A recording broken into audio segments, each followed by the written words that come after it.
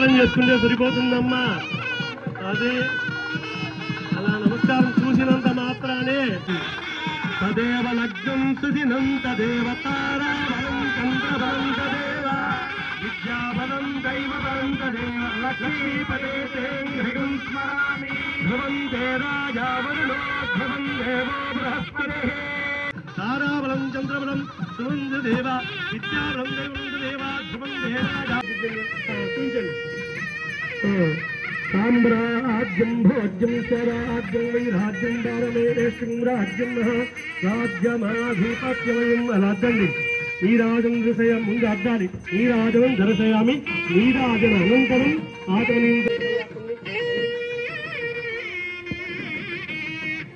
ఓం పార్వతీపదే హర హర మహాదేవ హర.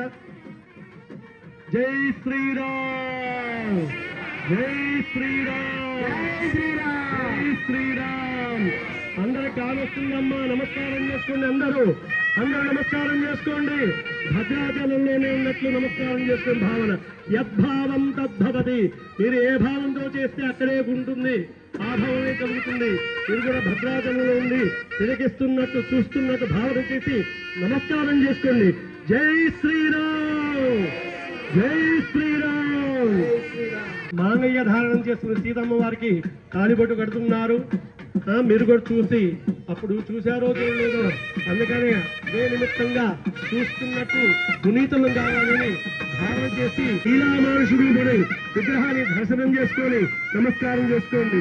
జై శ్రీరామ్ జై శ్రీరామ్ జై శ్రీరామ్ జై శ్రీరామ్ జై శ్రీరామ్. మాంగళ్యం తంతునా నేనా లోకరక్షక హేతునా కంటే బద్నామి సుభగే కలుపుకునేవాడు. అలానే పెద్దవాళ్ళు ఉన్నవి బియ్యం పోసుకోవడం వలన దాని వాళ్ళు చేతగన వాళ్ళు తీసుకొని, అంటే వేరే ఉద్దేశం కాదు, అవకాశం ఉన్న వాళ్ళు తీసుకొని వండుకొని తినేవాడు. పిల్లలు వాళ్ళు సంతృప్తిగా ఉండేది. ఈ బెండు ముక్కలు పోసుకోవడం వల్ల అవి తీసుకొని పోసుకొని తినటానికి పనికిరాదు, అనాథమైన రోగాలు వస్తాయి. అందుకనే తలంబ్రాలు అంటే దాని అర్థం. అవి అసలుకి ఎందుకు పోసుకున్నాం? ప్రజామేకామస్తముధ్యతాం. ఎవరైనా వివాహం చేసుకున్న తర్వాత ఆ వంశం వృద్ధి కావాలి అనుకుంటారు. వంశం వృద్ధి అంటే పిల్లలు పిల్లగాళ్ళు పుట్టాలని, అమ్మాయిలు అబ్బాయిలు పుట్టాలని.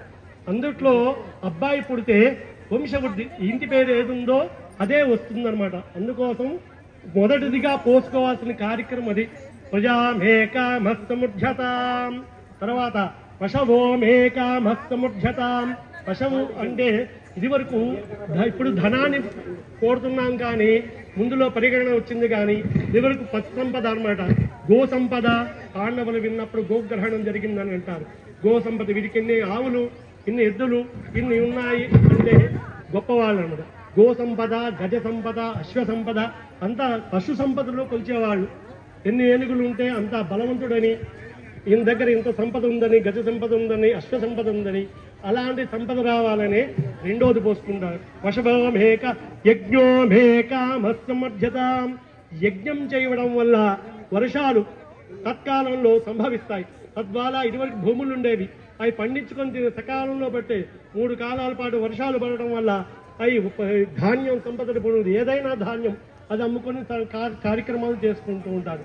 దాని శ్రియోమేకామ, 4వది శ్రియము అంటే కీర్తి. ఆ కీర్తి ఎలా వస్తుంది? ధనంతో వస్తుంది. అందుకోసం 4వసారి పోసుకోవడం.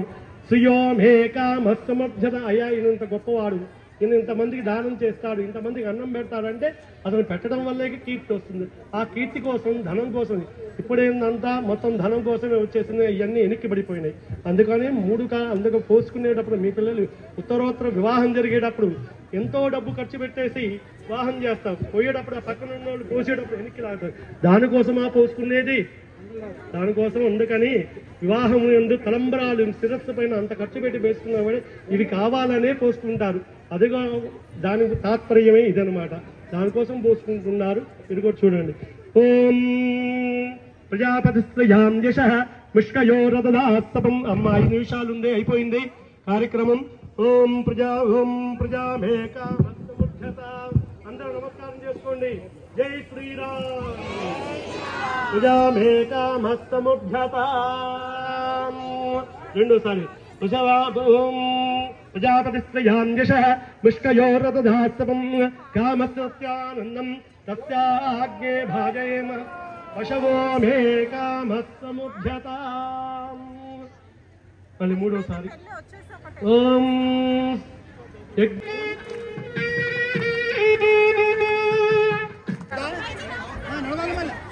తీసుకుంటే నడవాలమ్మా.